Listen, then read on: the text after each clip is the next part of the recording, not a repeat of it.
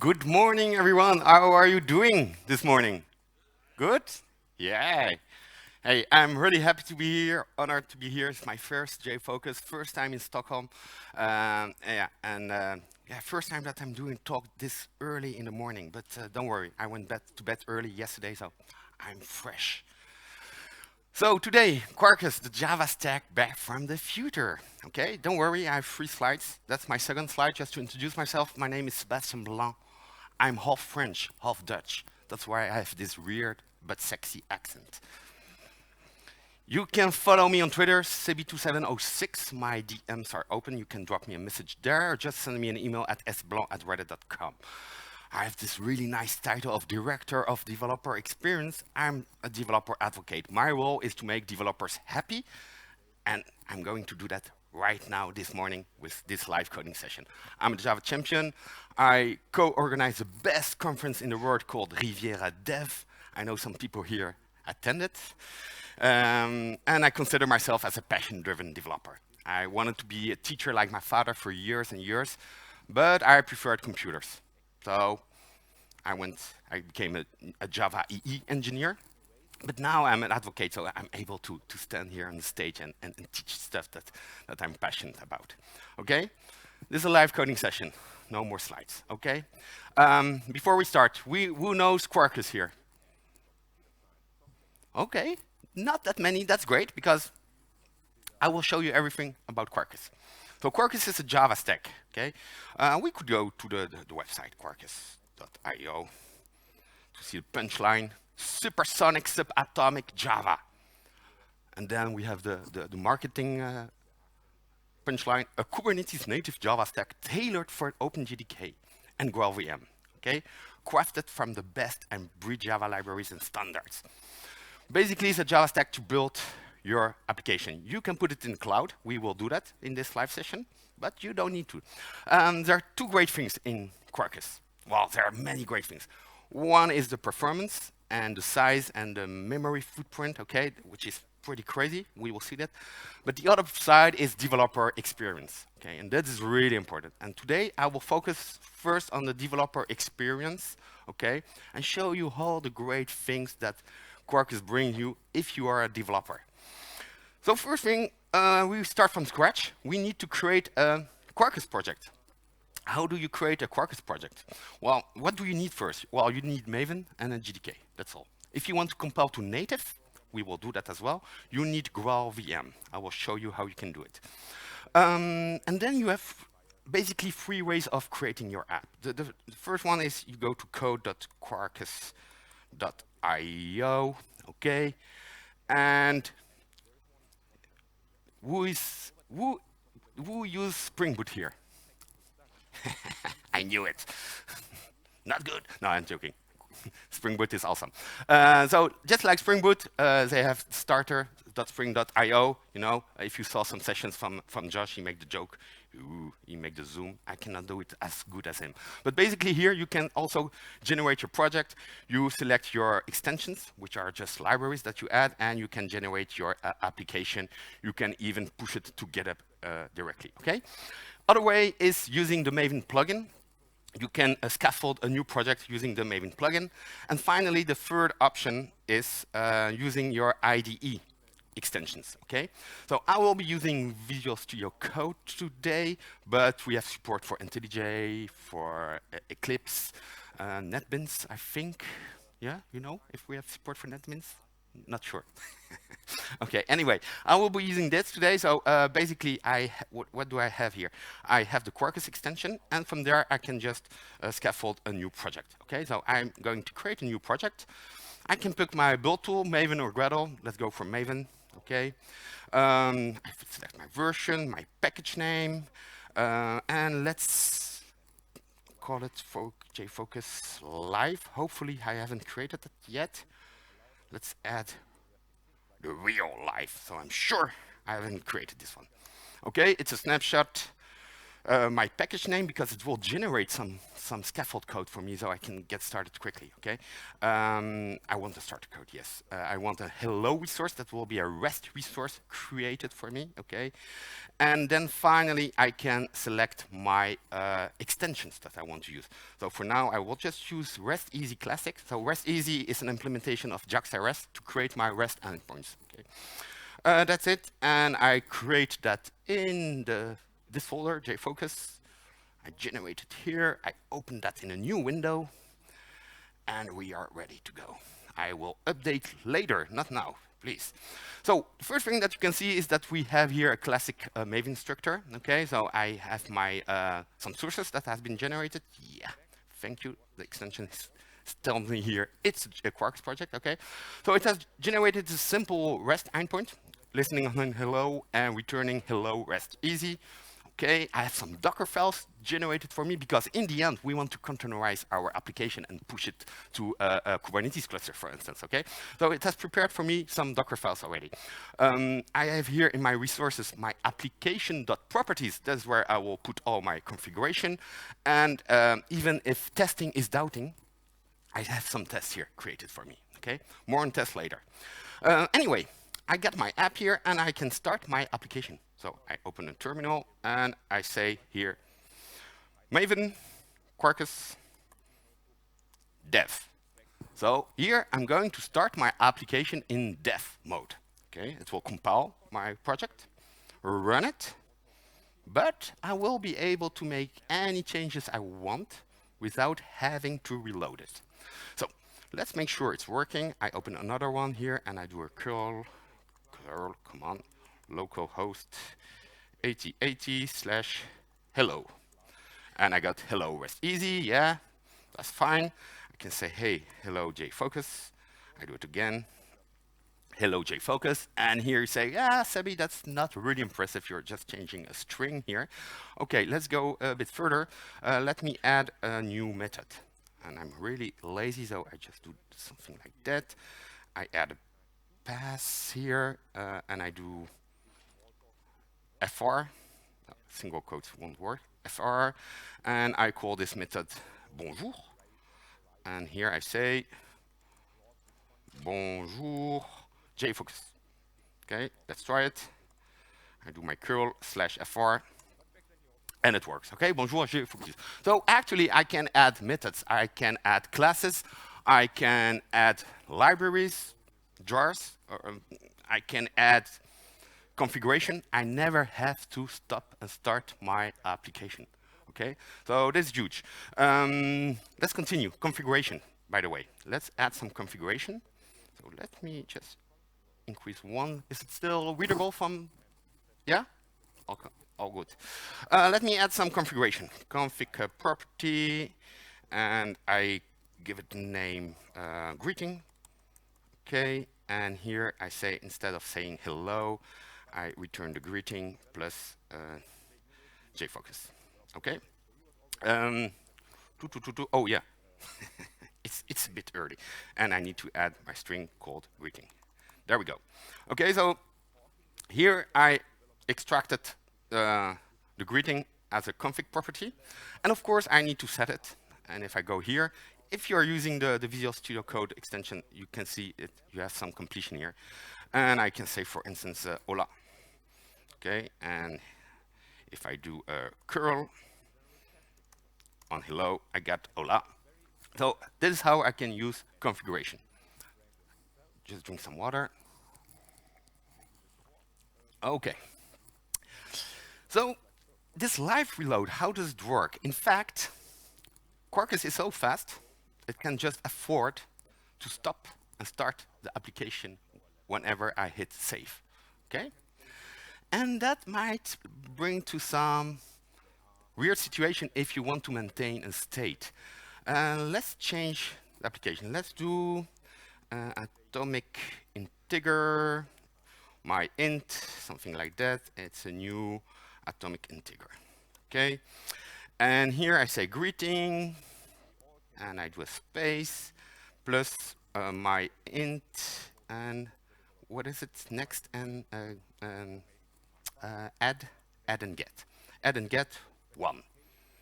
Okay, so if I go here and I do my curl, got JFocus 1, JFocus 2, JFocus 3. Okay, let me change something here.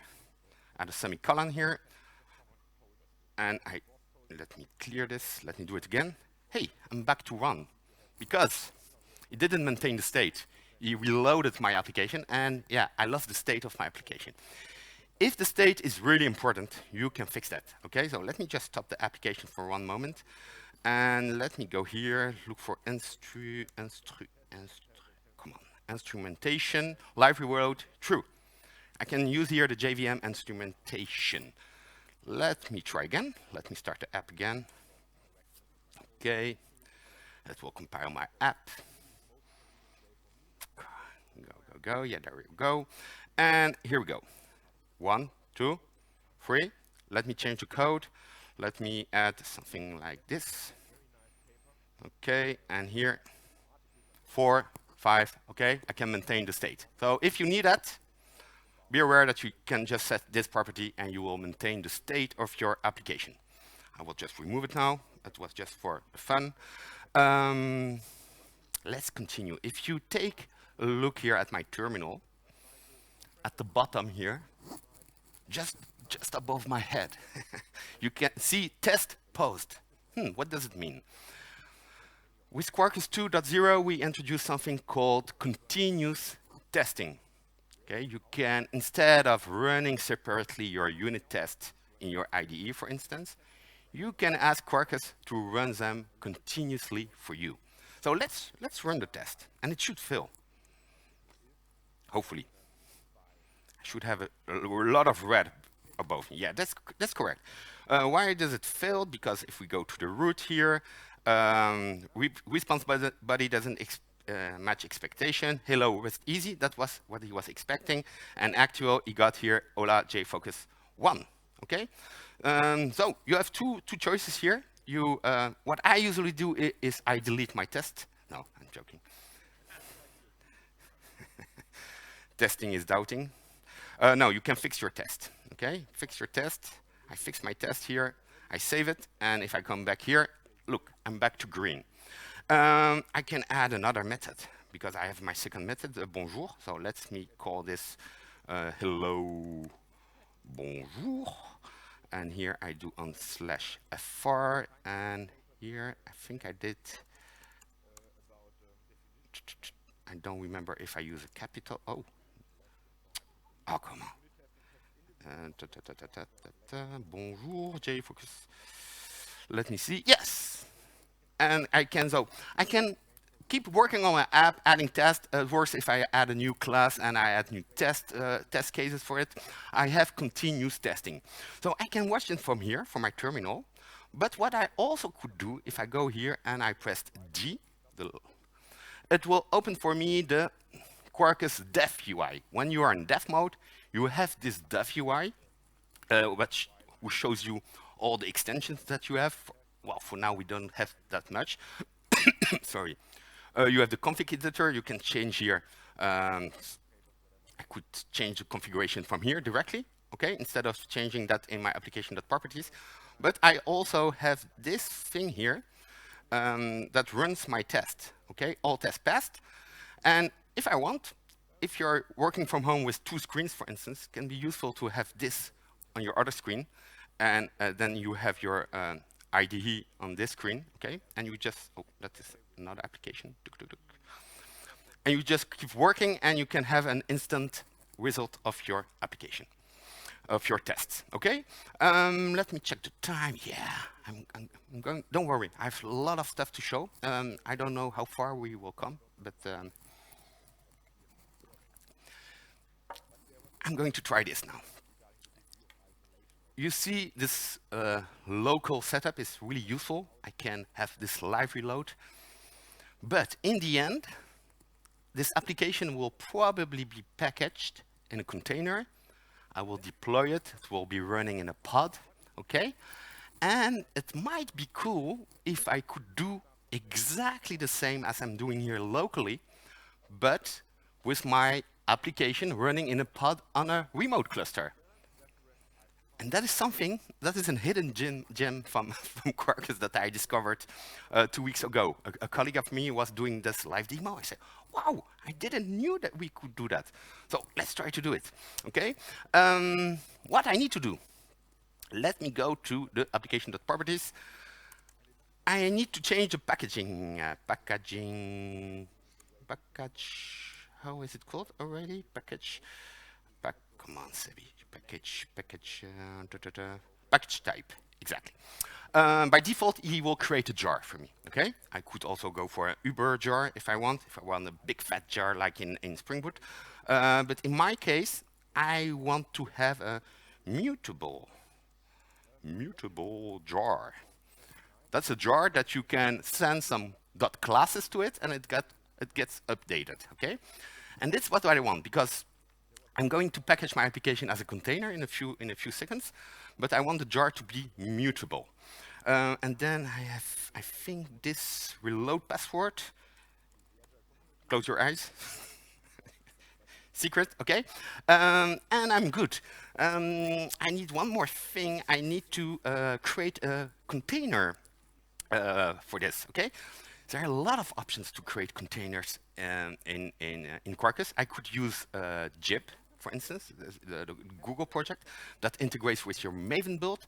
But today I'm going for the old school style using Docker. Yes, I consider now Docker as old school style. Let's do that. Let's go to my JVM file, and in the comments here I even have the command that I can use. So let me do that maybe. Let me do that maybe from the terminal here. And jfocus real life, okay. And here I say Docker build. And here I just changed the tag because I want to push that to my own repo. So it's on cray.io, which is our registry from Red Hat. Sébastien Blanc 0, yeah, because sometimes things go wrong with account creations. And that should create my, yeah. He's totally correct. He say, hey, you want me to put a jar in the container, but I don't have any jar. That's because it's my application. That's because I need to do a Maven clean package before. So let me make a jar. Okay, there we go. Okay, let's make sure it's running. Java jar, target to Quarkus app, Quarkus run. Yes, my application is running. You see here it started in 0.5 seconds. Okay, and I could show you the memory prints around 110, 115, I guess. Okay, so it's not like 250 megabyte. Anyway, now I can create my Docker image again with this mutable jar. Okay, now I can do a Docker push of my image. I lost my mouse. Oh, there it is. And hopefully the network is not too bad. I tested it this morning. Here I'm praying for the demo gods. Yeah, not bad. That should do it. Okay, so here I'm pushing my image to my registry. Okay, let's go to my registry, which is over here. Let me refresh. Should be here. Should be here. Come on. Yeah, jfocus real life few seconds ago. By default in Cray, your container is not public. I just need to make it public. Okay, and now it's public and everyone can access it. And if everyone can access it, it means that my cluster, my Kubernetes cluster can access it. Okay, so let me grab the tag. And now there are, again, a lot of ways of deploying your app on Kubernetes. I'm just showing here you one way of doing it using OpenShift. So here I'm on my Kubernetes clusters. OpenShift. Here I do just a bit of promo. That's the sandbox. You can all get a free account for 30 days and renew it, and you have a complete dedicated OpenShift instance for you with some limitations, but still you can do a lot of fun stuff. If you're interested, right after my talk, just go to the Red Hat booth. They will show you how to do it. It's really easy. It's a few clicks and you're there. So anyway, I want to deploy my container. So let me deploy my container. I can directly point to an image here. Okay, that will be validated. Okay, here I say it's a Quarkus application. That's just the icon. And I need to add one environment variable. I can do that easily here. And I think it's Quarkus launch dev mode. I hope it's this one. Launches. Oh yeah. I was just checking if you were paying attention. No, thank you. Dev mode true. I say true. So here I tell the app, okay, you are in a container, but still, please act like in dev mode. Okay. I create it. So that brings me back to my topology. And here I get my deployment that will create a pod for me. If I look here, containing is getting created. It's running. I can check the logs, make sure that everything is OK. Yes, my Quarkus app is running. I even have a route created for me. So if you go here and you go /to hello, you see here, hey, JFocus 1, okay? You can all access this if you want just to try. You will see it there. But I'm in dev. I made this special jar. And what I could do is grab this and go here back to my IDE and say, okay, clear. And I say Maven Quarkus remote. And here I just have to change the URL. I just point to the URL of where my application is running. Okay. Amazing. Oh, yeah. Thank you so much. HTTPS, that should be good. So here, just like when I did Quarkus dev, it will start my application in remote dev mode. Look here, connected to remote server. And if I go here and I say live from the cluster, something like this, and I save it, okay, you should see here that some stuff happened. He sends the dot class, and if I go back to my application here and I refresh, I have exactly the same behavior that I have locally, but remember, that is my application running on my cluster, okay? And I have all the same features. So I can change the configuration, add some libraries, do whatever I want. It will be reported on my application running in my pod on my cluster. So if you want to live code in a real situation where you want to see how your application behaves in a cluster, well, you can do that. And you saw, pretty easy. Basically, make a mutable jar, create your image, set just this environment variable, and then you can connect to your remote application. Cool. Let's continue. Let me remove that. I just want to go back. And yeah, let's create a native binary for my application. I told you quickly what you can do with Quarkus. You can compile your application with a GraalVM. So there were some talks about GraalVM yesterday with Alina. So maybe you attended it. GraalVM is more or less, I like to say, the Uber virtual machine that can take any code and turn that into a binary, okay, for your platform. As a result, you have crazy startup times and a really tiny memory footprint, okay? And how can you do that? Well, it's pretty easy. I can maybe do it from my console as well. Let me clear this.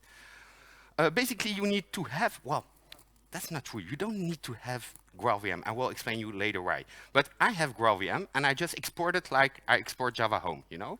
I have here the latest release.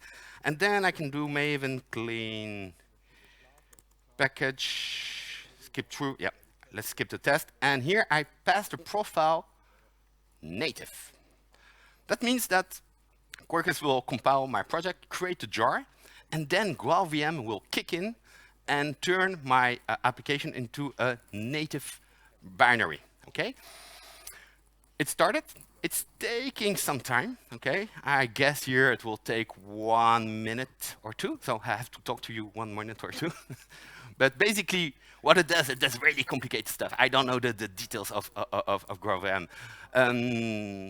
But keep that in mind. Here it's a pretty simple application and it's taking some time. So imagine if you have a bigger application, it could take a lot of time.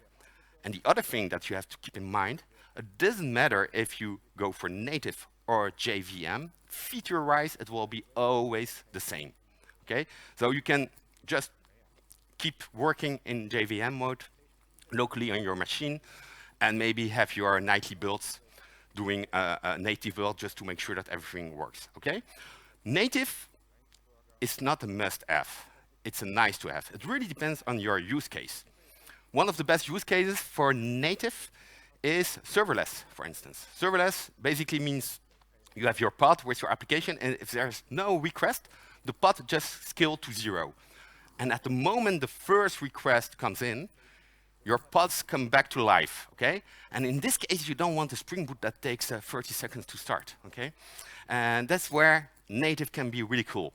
Also, if you need deployment density, okay? Memory costs a lot of money. It's constrained, especially on a container. So if your app can use less memory, it's also a good way to go. 1 minute 20, more good. And what I can do now, I can run my application. Look, this green one. This is a native application. I could put it on a USB stick, give it to my friend that also have a Mac, and he don't need a JVM, nothing. It will just run, okay? So let's run it. Be careful, it should be really fast. There we go. Yeah, I allow it. And here, yeah, the colors are not so good, but it's deployed in 0.0818. So almost instant. And it works. If I open here another one, I do a curl localhost 8080/hello. Oh, yeah, lolcat won't work.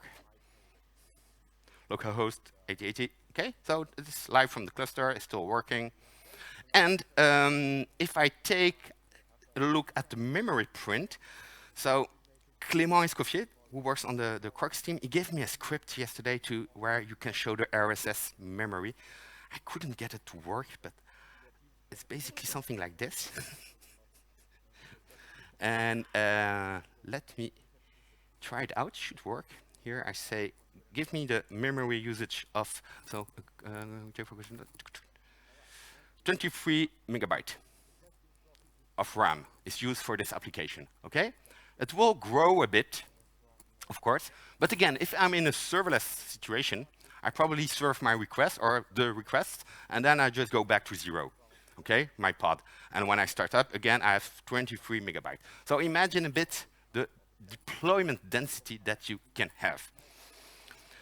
Cool. Let me check the time. I have 22 minutes left. Is that correct? Yeah, I think so. 22 minutes left. Okay. So I want to go to the next part. Persistency. Because here I'm showing you hello words, but in the real life, you will probably have a persistent layer in your application. And let's see how Quarkus can help us with this. Okay? So let me go back to my IDE. Let me sorry. Let me start the application in dev mode again. Oh yeah, I have to stop here the application first. And of course, you can create also a container image of your native app. Of course, we have also the Docker file for that. Let me start in dev mode again.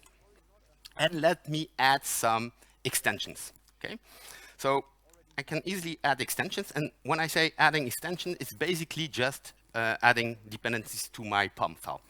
So I want to do some persistency. I'm used to Hibernate, okay?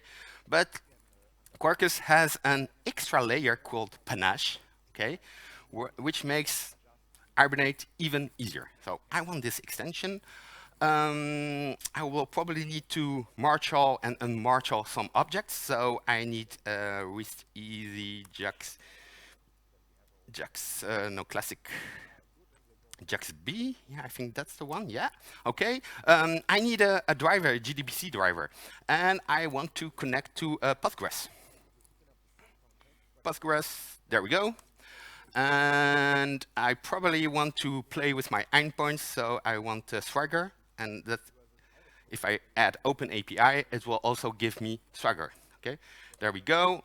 And let's take a look here at what is happening in my console. Take a close look. Oh, he's downloading some stuff. Hopefully, oh, that was not expected. Um, do I have Docker running? Yeah. Okay, let me try again. Should work. Or the demo gods are really powerful here in Stockholm. Could be as well. So I've been. There we go. Okay, look at this. You see something? You recognize here the small icon of a whale? What could that be? So basically, what is happening here? I'm in dev mode. I've added a GDBC driver for Postgres. So Quarkus say, hey, you probably want to connect to a database, to a Postgres database. Let me spin up one for you, and let me configure it, and you can just focus on your code. And that's what's happened if I do a docker ps here. I can see that I have my Postgres, okay? We make that possible with this awesome project, which is called test containers, okay? But here, again, I just added my GDBC driver, and I'm ready to go. So I'm ready to start working on my persistency layer. And what ooh, what's this? What's this? Get your, well, I'm a bit afraid here about what is happening. Let me just start again. Okay, we will see. Let me create an entity. Let me create an entity called developer.java. Okay, it's a class. Okay, I just put it here. And how do I create an entity? Well, I'm doing JPA, so I just annotate it with entity. Okay. And I could do here the old school style. So adding my ID, and then in my service or in my REST resource, I have an entity manager, etc. But I'm using Panache. And with Panache, what I can do is say, okay, I want to extend. Come on, extends. Okay, now it's getting extends. Come on.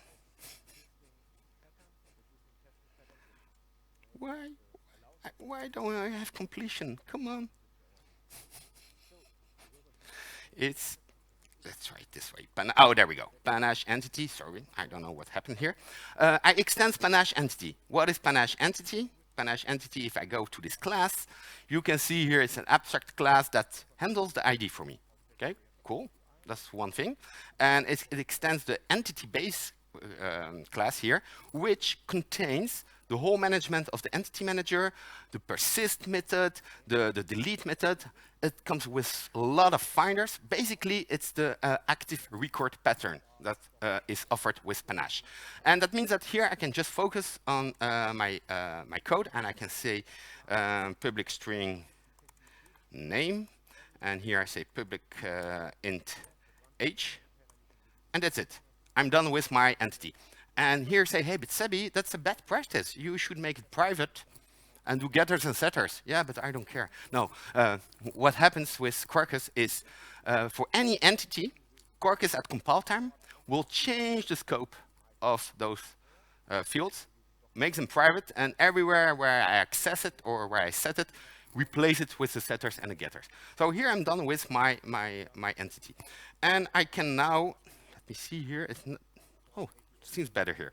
Now what I can do is create a new resource, developer resource, there we go, java.java. It's a class, we'll be listening on the past developers. Okay, there we go. And first method I want is retrieve all the developers. So I do a get. That will return me a list. A list of what? Of developers. Okay. And I call it get all, something like that. And what I can do here is just do return developer dot list all. Okay, and I'm done. Now I also want to create developers. So let me add a post. Since I will be writing in the database, I need to make it transactional.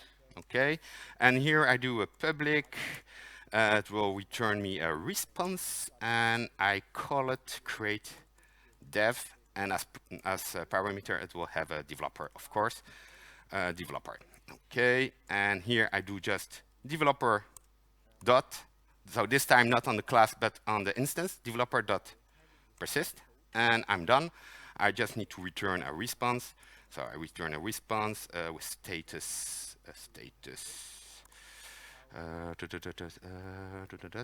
created, and with the entity my developer.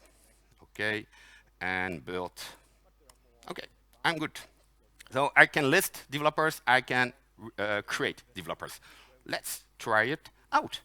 So I open my dev UI here. I close this. Here now you can see that I have my data sources, so you can check your data source, you can reset it.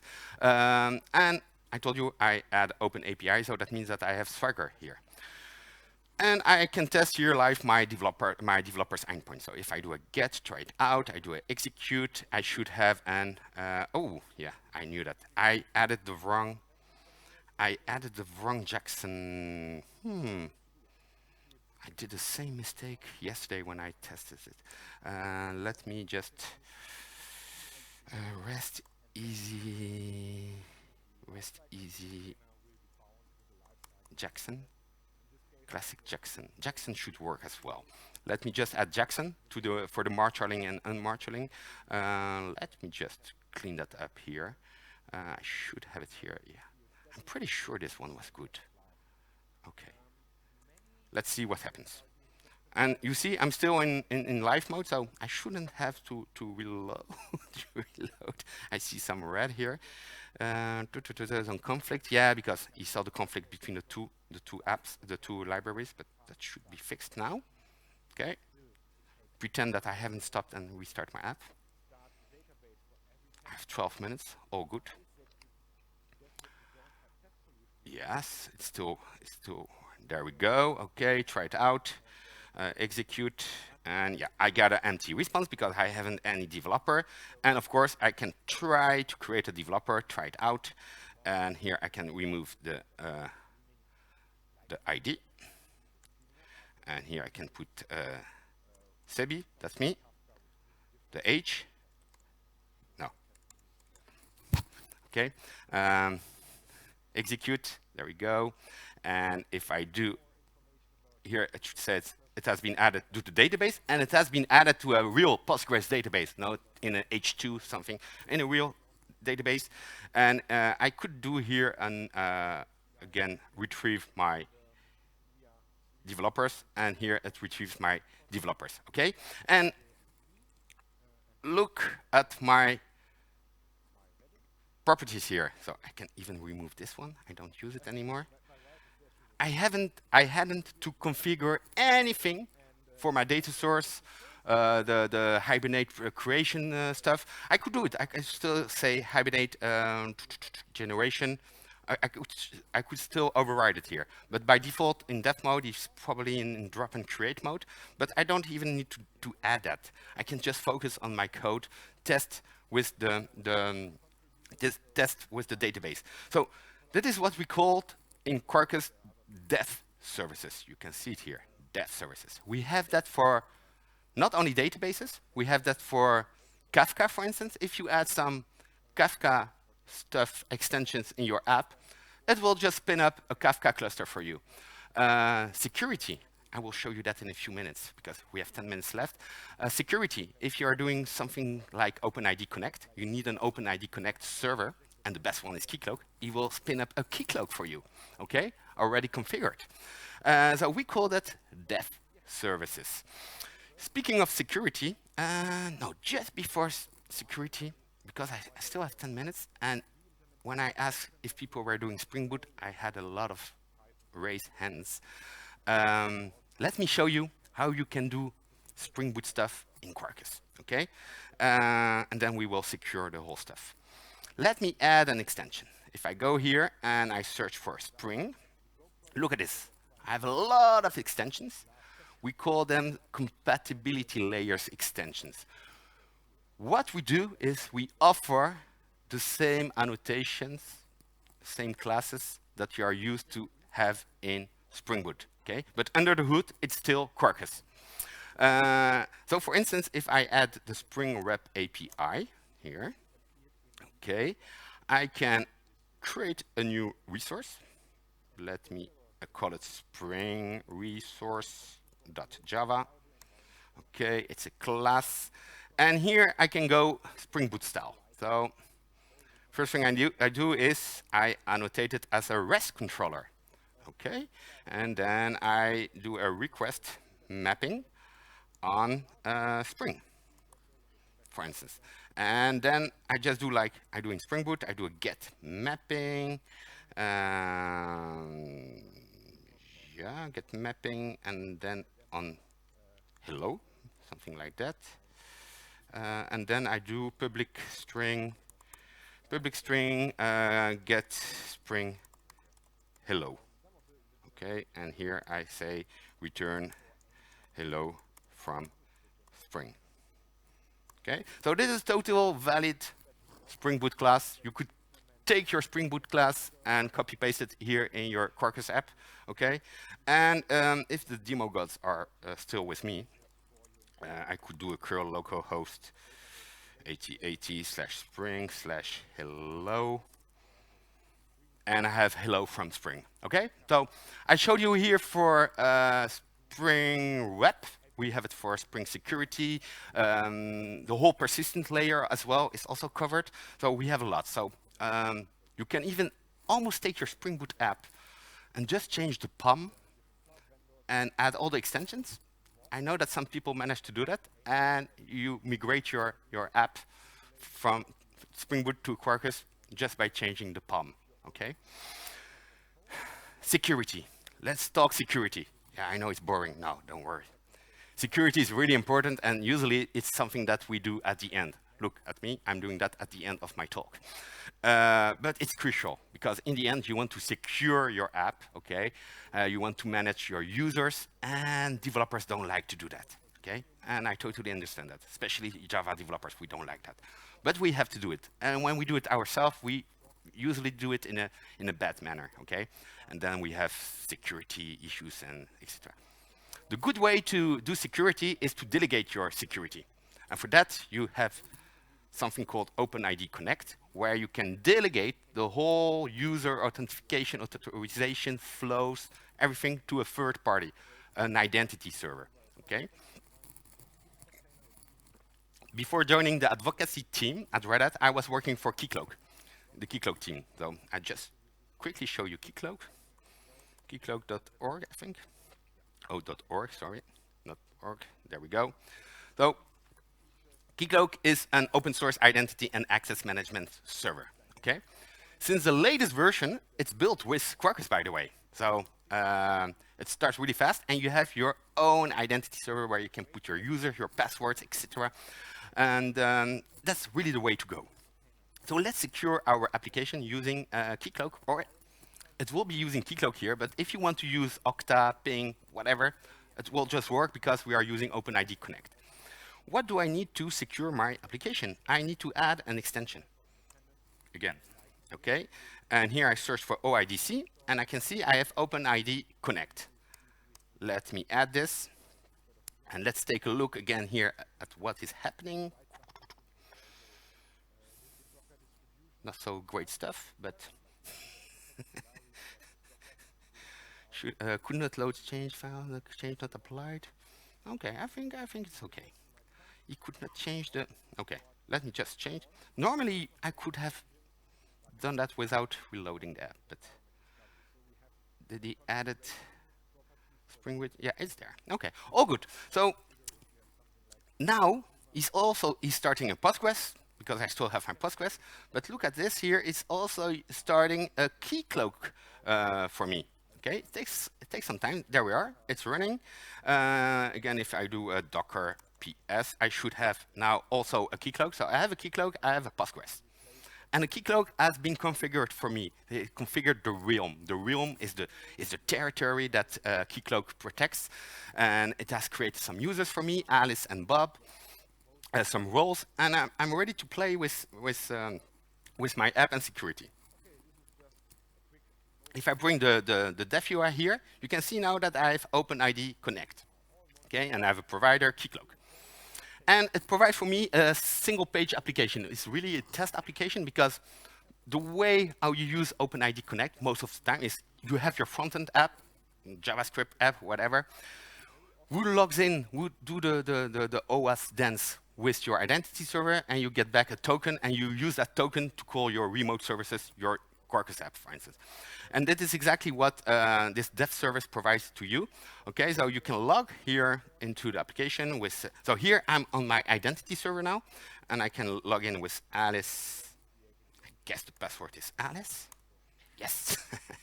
And I can test my service. So I can test here hello, okay, with my access token, and I get 200, okay? And you might think, yeah, but Sebi, you didn't set any security constraints. Correct, let's do that. So let's go back to my app, the first that we worked on here, the hello resource. And now, you know what? Better, let's secure the developer resource. Let's say, okay, if you want to access my developer's endpoint, you should at least be authenticated, and you should at least have the role user, okay? And if you want to create a developer, you should also be authenticated, but you should be an admin. Okay, so let's make sure first that it works. So let me do a curl here.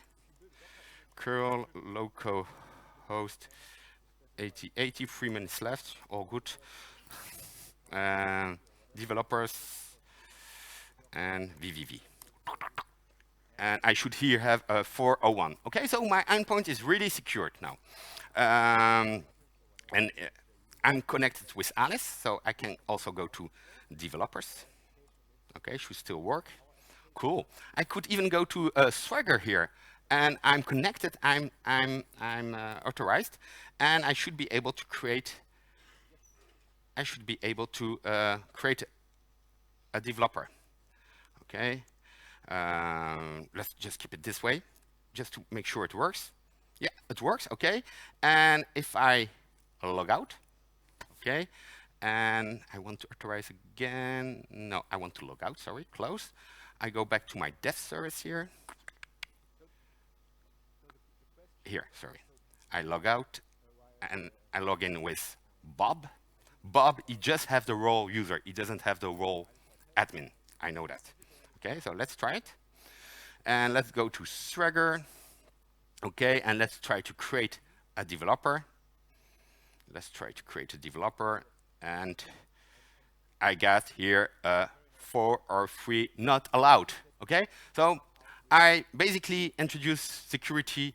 I have a whole talk about security. You can find it on YouTube on the Devox channel if you want. But that was just a quick sense of how you can easily secure your app, and I'm done. I don't know if there are any questions. If there are questions, we can also take them outside. I will be here around the whole day. Anyway, it was a pleasure. I hope you enjoyed this live coding session, and thank you so much.